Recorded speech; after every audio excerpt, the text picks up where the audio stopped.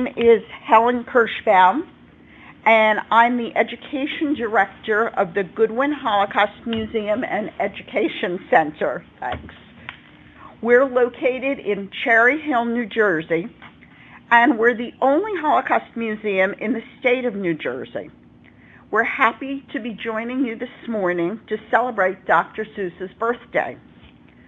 With me this morning is Dr. Paul Winkler, the Executive Director of the New Jersey Commission on Holocaust Education. The Goodwin Holocaust Museum and Education Center is proud to be partnering with the Commission and with MAGPIE as we begin today's conversations about accepting differences. Before we begin, I want to remind you that MAGPIE is recording today's program and also ask that each school first introduce yourself, tell us where you're located and who's with you in the classroom today. And I see we have lots of Dr. Seuss hats on. So Cassidy School, are you there? And can you be the first ones to introduce yourselves?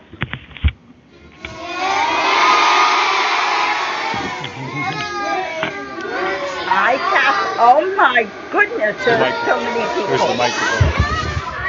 We're Cassidy Elementary School. We're Cassidy Elementary School in Lexington, Kentucky, and these are our second graders. And there are a lot of them there. How many second graders do you have? 150. Wow. Well, we're so glad you could join us today for Dr. Seuss's birthday. I think we have another school joining us this morning from Kentucky, Kentucky School for the Deaf. Are you still with us? Did you leave us? No, we're here. We're here. Okay. So where are you in Kentucky? Are you neighbors of Cassidy's? No, we're not. We are in a different city. We're in Danville, Kentucky. Okay, and what grade do you have with you today, this session? 6th, 7th, and 8th. Okay. Thank you for joining us. And Cornell, are you still with us?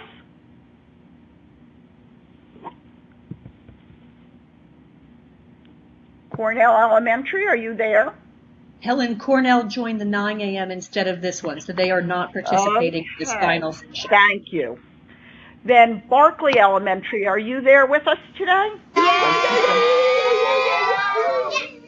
Hi, Barclay. Is somebody going to introduce you?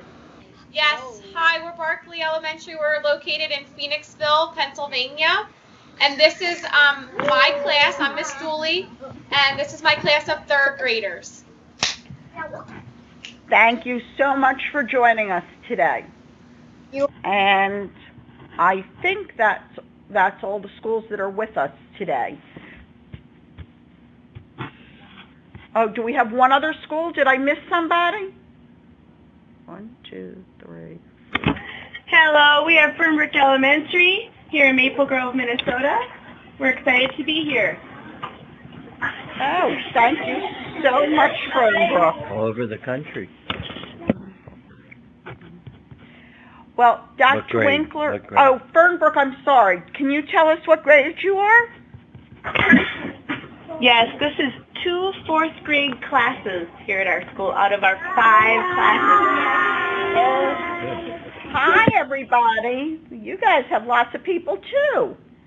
Well, we're so glad that everybody could join us today for Dr. Seuss's birthday. And Dr. Winkler is going to start with one of our favorite books called Sneetches. But before I do, I also dressed special today for the reading, and I have my special tie. Can you see my tie? It has Daffy Duck and all the characters. Tweety Bird, I think, on there. Well, thank you. And I'm so glad you guys all dressed up. You know, Dr. Seuss is my favorite author. I love Dr. Seuss. And I did a lot of research about Dr. Seuss. And I found out that when he was young and just starting to write and draw pictures, he always wanted to make a message for his students and for people that read what he wrote. He always had some teaching that he wanted to do, and a lot of the teaching was about accepting other people, regardless if they were different. So a lot of the books that Dr. Seuss wrote and that we read today really teach us a lesson about people and accepting people. So when we read today, not only do we laugh at some of the words and pictures that Dr. Seuss uses, but I also want you to be thinking, what lesson is Dr. Seuss teaching us? So as we're reading this book and we go through the story, I might ask you some questions, and I'll ask the teacher of different schools to ask one of the students to tell us an answer to the question that Dr. Seuss is trying to teach us. Now, in about 3 or 4 minutes, we might hear a bell, because we're in a wonderful high school here in New Jersey that's helping us make this whole thing happen, this distance learning. And we might hear a bell, and we'll just stop for a moment, let the bell ring, and then we'll come back to our story. So we're going to start out with my very favorite that I have been reading for many years to my children, my grandchildren, and now my great-grandchild hears it. Dr. Seuss, The Sneetches. And remember, I'm going to ask you some questions and see what you learned and what you think Dr. Seuss was teaching us. The Sneetches. Now the star-belly Sneetches had bellies with stars. The plain-belly Sneetches had none upon theirs. Those stars weren't so big, they really were so small. You might think such a thing wouldn't matter at all. But because they had stars, all the star-belly Sneetches would brag. We're the best kind of Sneetch on the beaches.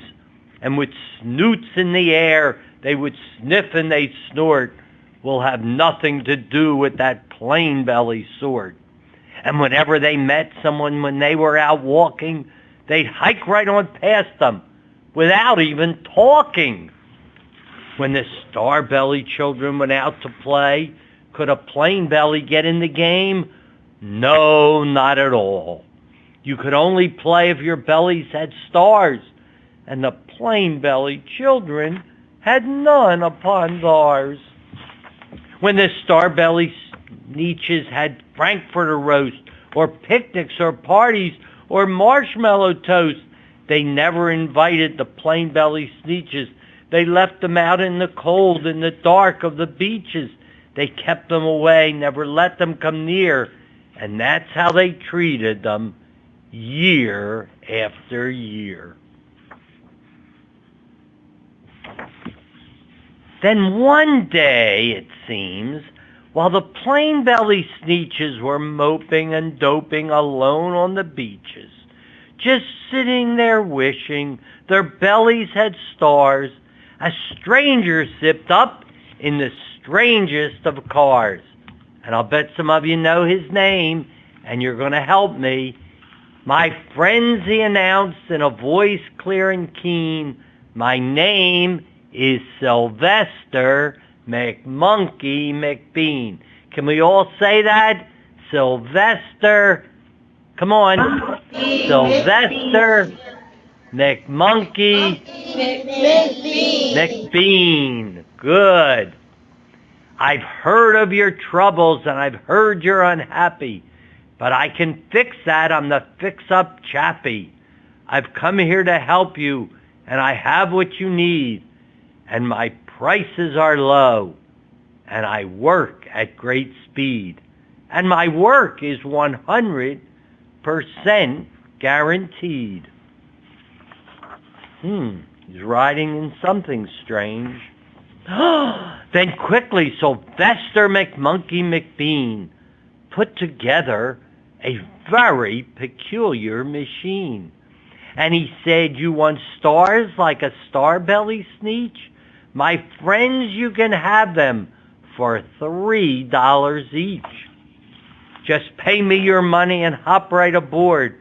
So they clambered inside, that the big machine roared, and it clonked, and it bonged, and it jerked, and it burst, and it popped them out. But the thing really worked.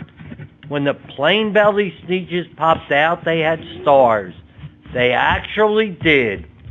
They had stars upon stars. And all the Sneetches had stars now. Cassidy School. Do you think Dr. Seuss ended the story now? Teacher from Cassidy School. Teacher, could you ask one student to speak? It's clear when one speaks. Cassidy School. Is there a student that could tell us, do you think the story ends now? Stand up. Stand up, Ethan. They all start playing with each other? Do you think the story ends now? No. Say no. No, I don't think it does. No, I heard them say they don't think it ends now. How about Fayetteville? No. That would be Cassidy. That's No, Cassidy. Fernbrook. Cassidy. Oh, how about Fernbrook? Oh, we have an answer. How about Sam? Can you stand up?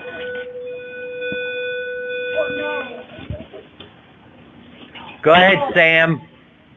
Say it again. No.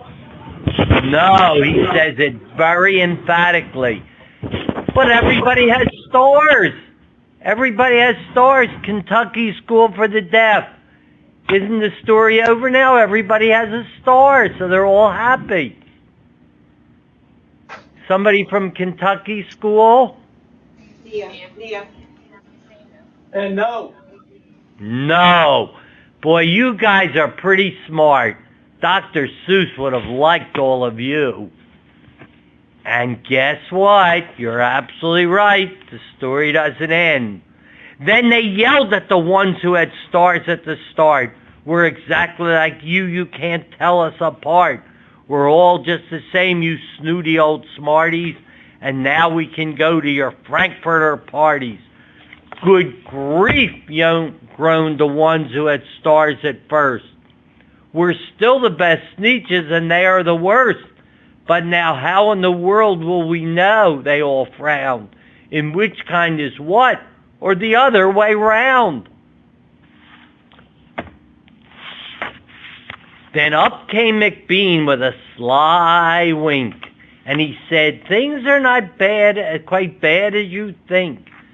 So you don't know who's who? That is perfectly true. But come with me, my friends. You know what I'll do? I'll make you again the best Sneetches on the beaches. And all it'll cost you is $10 eaches. Barclay School, what do you think they're going to do to make them the best Sneetches on the beaches? Barclay School, what do you think? Put more stars on them. Yeah. Put more stars off, take stars on. Boy, what a phony he is, this Sylvester McMonkey McBean. Then up came McBean with a sly wink. I'll make you again the best Sneetches on the beaches, and all it'll cost you is $10 eaches. The belly stars are no longer in style, said McBean. What you need is a trip through my star-off machine. The wondrous contraption will take off your stars so you won't look like Sneetches who have them on theirs.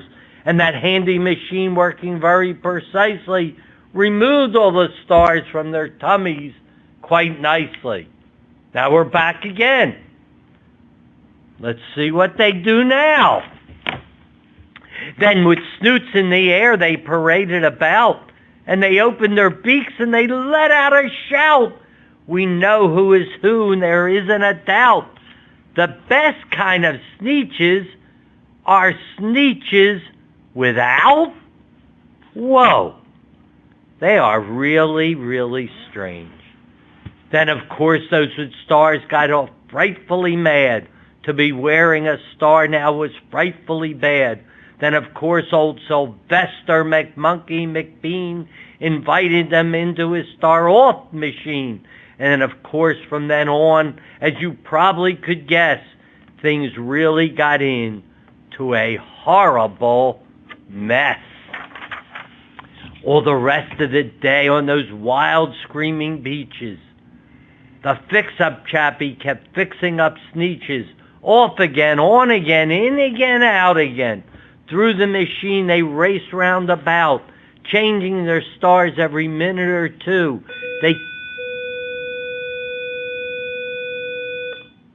They kept paying money, they kept running through, until neither the plane nor the star belly knew whether this one or that one or this one was who, or that one was this one, or which one was what one, or what one was who. Boy, it even mixes me up in reading it. It is so mixed up. These sneetches, they had them, they didn't have them. They don't even know which one is which one or what one is who. And then when every last cent of their money was spent, the fix-up chappie, Sylvester McMonkey McBean, packed up and he went, and he laughed, ha ha ha, as he drove up the beach with all his money. They never will learn. No, you can't teach a sneetch. Oh, this story has a sad ending. Barclay School in Phoenixville, do you think that's the end of the story? Barclay School in Phoenixville, what do you think? No. You think that? No? Oh, I hope you're right that it's a no. How about Cassidy School? What do you think? This is the best story. You think it's the end? And Fernbrook, what do you think, Fernbrook? No. All right, let's go back to Barclay School for a minute. The teacher from Barclay School, could you pick two students, one to be a sneetch that had stars at the beginning and one that has a star now? Could you have them stand up, two sneetches? Sure. Let's see two sneetches from Barclay School. Can we all see them? Abby. We're going to have two sneetches from Barclay. Can you guys, if you're right here in front of the camera, look at me, please. Abby and Ashley. If you're right here in front of the camera. I said, Reggie, please. Can you guys slide over? But you weren't listening to me. That's the problem. Jeez, please. With their red and white Dr. Seuss stripes. Okay, you want to introduce yourself? There you go. Go ahead, introduce yourself. Sneetch one without a star. Go ahead on the right. Go ahead, one of you. Say who you are. What's your name? Abby. Aggie? Addie. Abby. And Addy with a D. Addy. Oh, And Abby. what's the... 2B. Abby. Yeah. And the other sneetch with a star, what's your name? Goodwin. Now, girls, young ladies, all of the classes said this wasn't the end of the story. How do you think the story ends? Show us what you think the sneetches did to end the story. Hey, look at that. They're shaking hands. They're all friends now. Thank you. Abby and Ashley. Ashley. Thank you. Let's hear it for them. And let's turn the page and let's see what Dr. Seuss, and he would be very proud of all of you because he too. But McBean was quite wrong. I'm quite happy to say that the Sneetches got really quite smart on that day. The day they decided that Sneetches are Sneetches and no kind of Sneetch is the best on the beaches. That day all the Sneetches forgot about stars and whether they had one or not upon ours. So, boys and girls, let me start with Cassidy's school. Again, if the teachers could just ask someone, what was Dr. Seuss trying to teach us in this story, Sneetches? Cassidy's school, what was Dr. Seuss trying to teach us?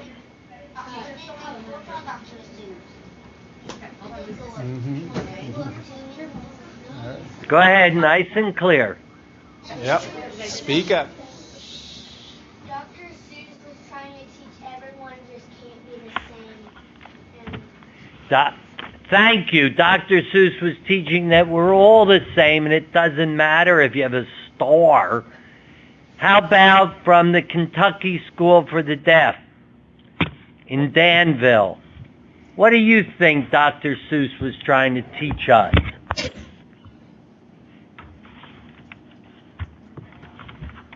Dr. Winkler, I believe Kentucky School for the Deaf is no longer participating interactively. They're just viewing. Okay, thank you. How about Barclay School? Barclay School, what do you think? Someone from Barclay School, what do you think Dr. Seuss was trying to teach us? Get in front of the camera. There you go. That teach everyone how you want to teach. Wait, no. Treat everyone the way you want them to treat you. Oh, that's wonderful. Look at his shirt. And look, you have a star on your shirt. That's wonderful statement from Barclay School. How about Fernbrook? Fernbrook, what do you think Dr. Seuss is teaching us? We're going to have Simran talk. Okay, Simran. That everybody is equal. Everybody is equal. Very good. They shouldn't say you can't have a Frankfurter roast because you have a star.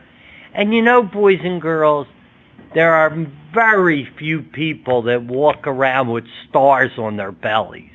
I don't know anybody. Well, there was a young man. And there was a star on his shirt, but not on his belly, but on his shirt. But very few. But there are people who are sometimes picked on and not made to allow to come in and be with us because of their color of their skin or their religion or the house that they live in or even the clothes that they wear. Sometimes we do things mean to people just because of silly things. Like somebody might say, oh, people that have hair and people like me who don't have hair. Doesn't matter. And someone might have green hair or red hair or purple hair. It doesn't matter. Or big ears or little ears or certain color skin or religion. It's what a person does. What Martin Luther King told us. Judge each person by their actions, not by the color of their skin or their religion or how they look. You boys and girls are wonderful. And now we're going to read a story that talks about sometimes when people are mean. Cassidy School, what do we do? What do we call people who do mean things to other people? What do we call those people? Cassidy? Bullies. Say- Bullies. Bullies. Absolutely right. I'm sure Kentucky and Berkeley and Fernbrook, we all know the term bully. Well, this is a very interesting story about Billy, the badly behaving bully goat. And even the word badly was spelled with 3 A's. Badly behaving bully goat. And we're going to read this story now. Once there lived a little goat, and Billy was his name. He played with other goats, but Billy was to blame. He never played with other goats, but Billy was to blame. The reason for his loneliness, the goats had had enough. Young Billy was a bully goat who always acted tough. A bully in the neighborhood, a bully in the park, a bully in the morning, and a bully after dark. A bully on the playground, and a bully on the bus. Wherever Billy went, he caused a bully ruckus fuss. His school behavior was the worst, the bulliest of all. The younger goats would not go near his cubby in the hall. Now, before we continue with this story, Barclay, what kind of story is this written? Is this just written with sentences? It's rhyming words. What do we call this when we read a story like this? Anyone ever read a story like this, Barclay? What do we call this? What's the word for this? I don't know. A poem? A poem. Very good. And I'm sure Cassidy and Fernbrook and Kentucky know that it's written as a poem. A poem. A bully in the neighborhood, a bully in the park, a bully in the morning, and a bully after dark. A bully on the playground and a bully on the bus. So let's turn and see what happens to this bully. He called goat names, he made them cry, he even pulled their hair. He threw their books and took their things, their homework he would tear. He picked on goats at recess, and instead of eating lunch, he'd skip a meal and search for kids to tease and push and punch. His teachers told the principals our rules he won't obey. A timeout chair placed in the hall was where they made him stay. The punishments he got would not upset him in the least. His parents became desperate, and his bully pranks increased. I just don't know what we should do, his father did exclaim. With several weeks of sleepless nights, the answer finally came. The wise old goat upon the hill, the answer to our plight. We'll take our son to see him. We must leave tomorrow night. They told the wise old goat about the problem with their son, how he bullied other goat kids since the tender age of 1. There were notes from his instructors, detentions by the score, and calls from angry parent goats. They couldn't take much more. The wise old goat sat very still. He did not even blink. He stroked his beard and nodded once. He gave them both a wink. This goat needs help. He is not bad, although he seems quite rude. My magic dust is just the thing to change his attitude. To teach someone about respect is teaching at its best. He grabbed a pen and paper. Here's what I suggest. To help him change his bully ways so he can start to heal, he needs to see how what he does make other goats feel. This is the wise old goat, Goat PhD, Dr. Goat University. A bully for my bully Billy Goat, his mom cried through her tissue. 2 bullies, said the wise old goat, we not resolve this issue. 2 bullies aren't the issue. The next time Billy bullies, magic dust will change the tide, so he will feel exactly how his victim feels inside. And then, dear parents, you will see a cycle, like a wheel. The worse he acts toward other goats, the worse that he will feel. The last part of the plan before this lesson is complete, he needs to feel how goats feel, and when how he acts is sweet. It's these warm and fuzzy feelings he will not wish to lose. Respect and sensitivity are traits that he will choose. They want him to feel bad when he hurts someone and good when he's good to someone. This all makes sense, said Mr. Goat, and Mrs. Goat agreed. With our love and strong support, success is guaranteed. Exactly, said the wise old goat. I'm glad I have your trust. Now all I need is a secret way to use my magic dust. Does Billy have a favorite toy with which he likes to play? Is there a piece of clothing that he wears to school each day? Mr. Goat then scratched his ear and gave a little cough.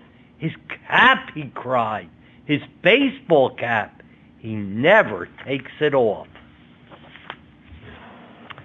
Mrs. Goat brought Billy in. He shuffled to a chair. He crossed his arms and rolled his eyes as if he didn't care.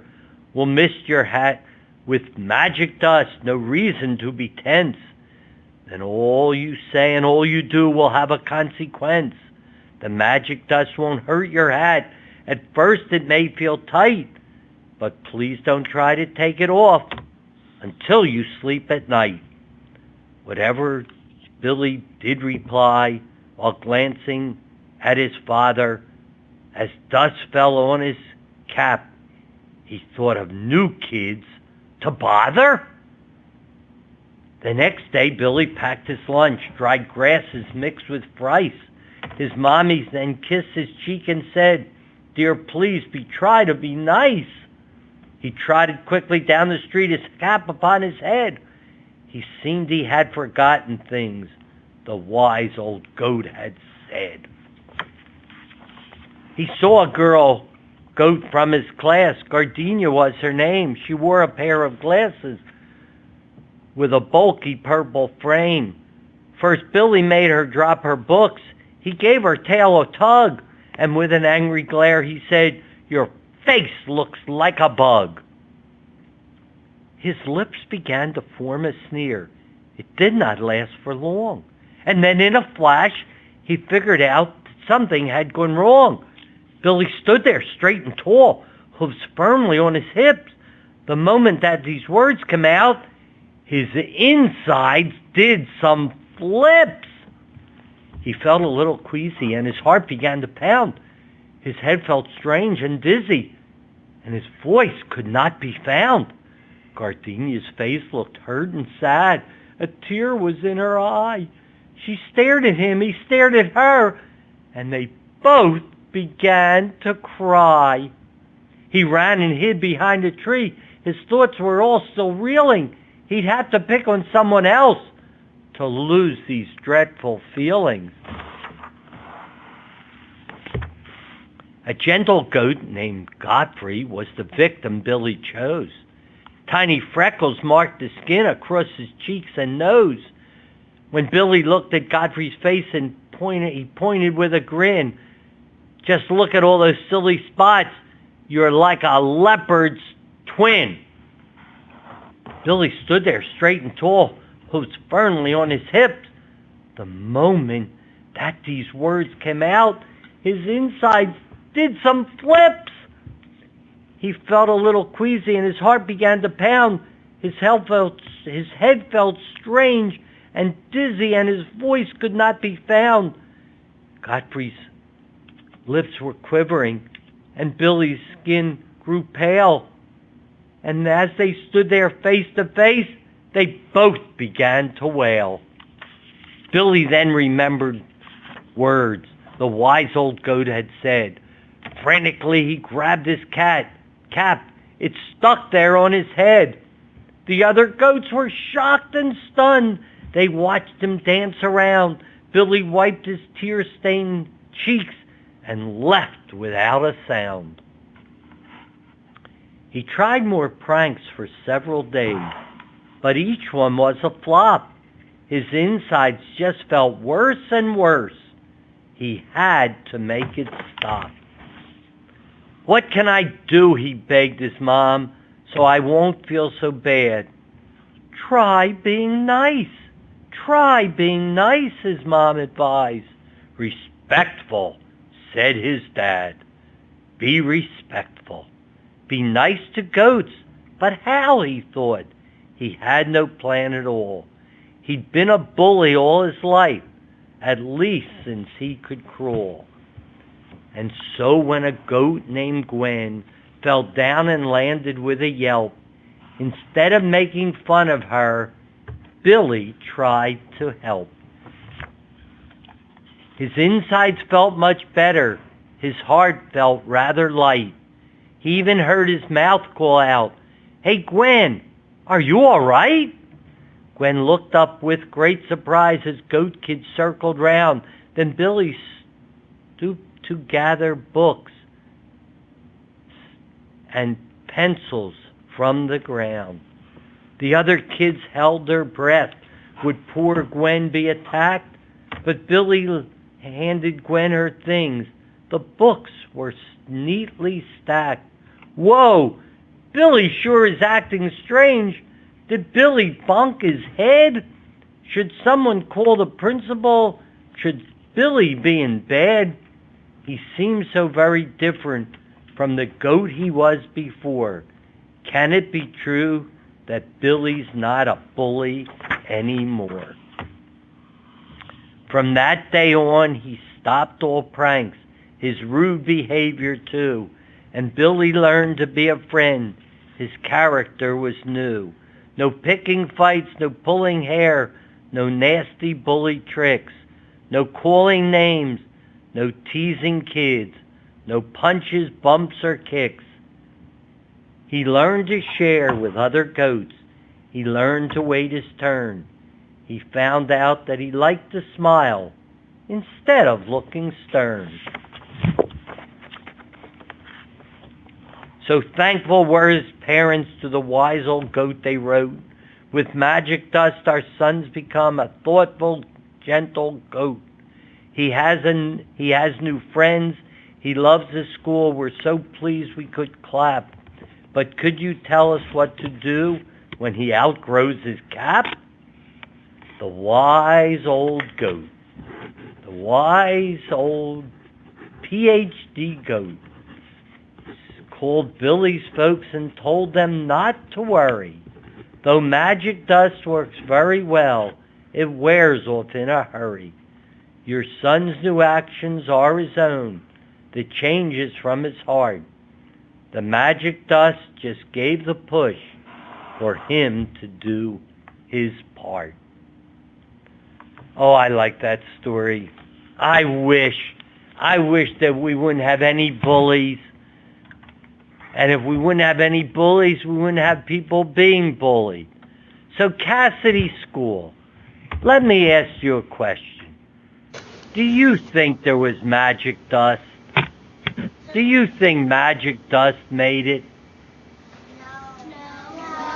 No. How about Barclay School? You think magic dust made it happen? Say it all together, ready? 1, 2, 3. No! Yeah, you are absolutely right. The magic dust doesn't come from here. You know where it comes from to change? Point to where it comes from to change. In here. Everyone point to where it comes from. Let me see everyone.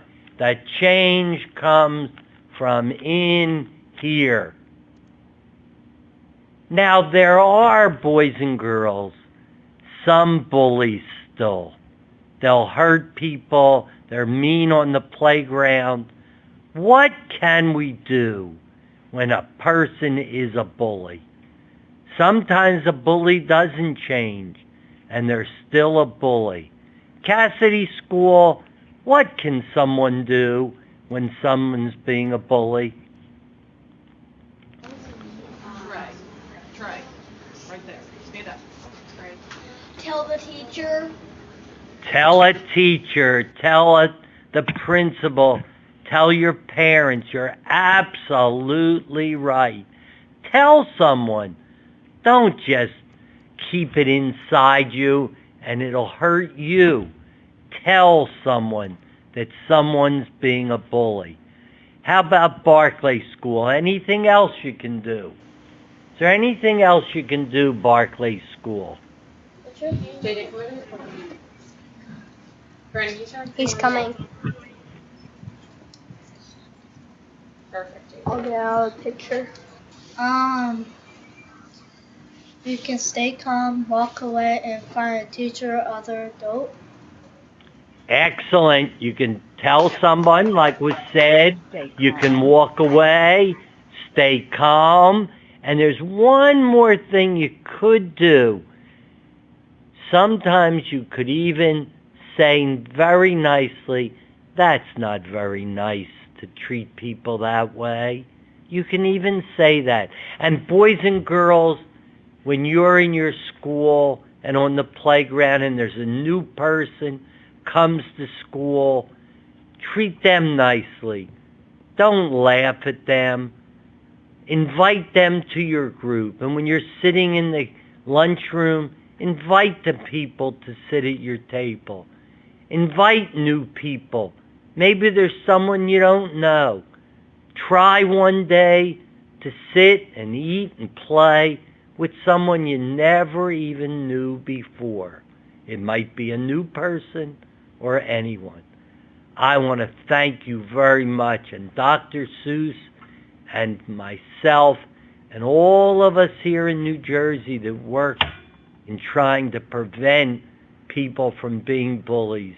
We thank all of you for being such good people. We hope that you enjoyed. We hope that you liked the two books that we picked to read to you today. Dr. Seuss is absolutely one of our favorites, but we brought along some other books that we thought that you might enjoy also in your own classrooms or at home that also talk about some of the issues that we were talking about today. And this one is one of the Berenstein Bears books. It's called The New Neighbors. And this is another one called The New Bear on the Block. This is written by the same author who wrote Billy and the Badly Behaving Bully Goat. It's written by Dr. Stacy Schwartz. And these are both books that talk about when someone is new in your school or new in your neighborhood or new in your classroom, and how important it is to make sure that everyone is included. This book is written by Peter Golenbach, and it's called Teammates. And it's the story of Jackie Robinson and Pee Wee Reese. And if you're not baseball fans, you may not recognize those names. But Jackie Robinson was actually the first black man in Major League Baseball. And how it helped him to have his teammate, Pee Wee Reese, helped him feel so much more accepted as he took on this new job. Patricia Polacco is one of our favorites, and we brought along two of her books, Mr. Lincoln's Way, and her newest book, which is called Bully.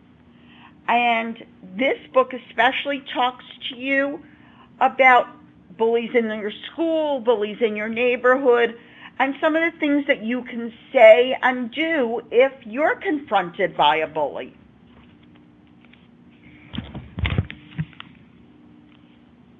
This book is called Blue Lou and the Bullyfish. It's a real fun story.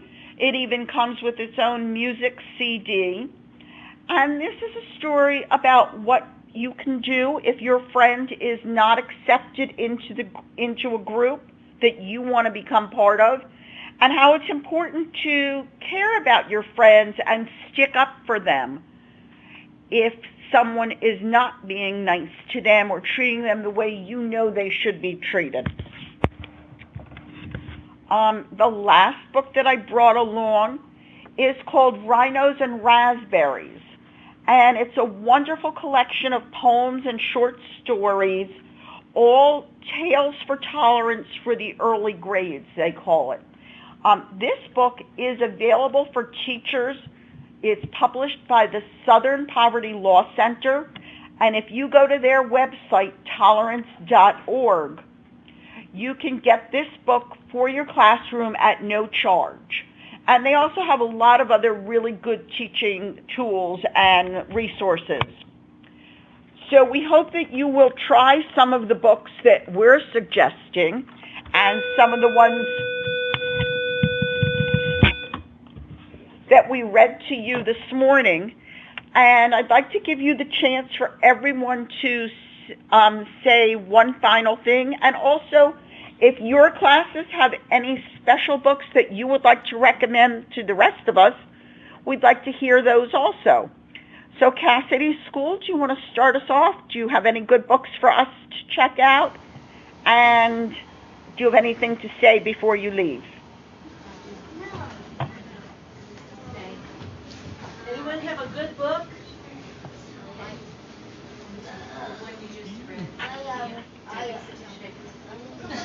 Go ahead, talk. The one you just read about.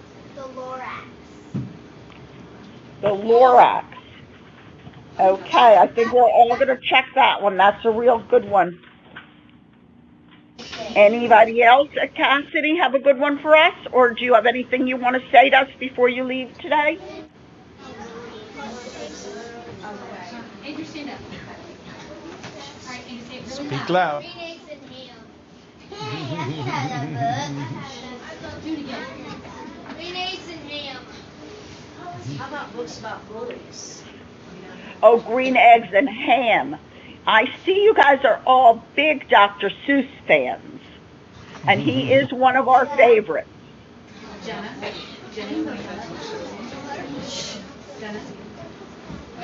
And are we going to get another one? Yep. How to tame a bully. How to Tame a Bully. How to Tame a Bully. I don't know that one, but I'm going to see if I can find it.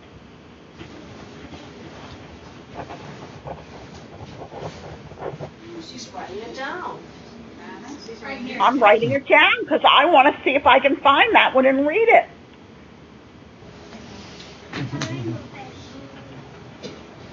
Who else has one more for us?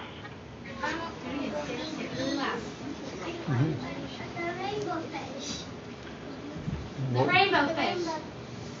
The Rainbow Fish. I know that one, and that is a really good one. You are right. Fernbrook has one. Okay, we're going to take one more from Cassidy School. About bullies. Quickly about bullies. You, stand up. Speak up. Do you know the name of it?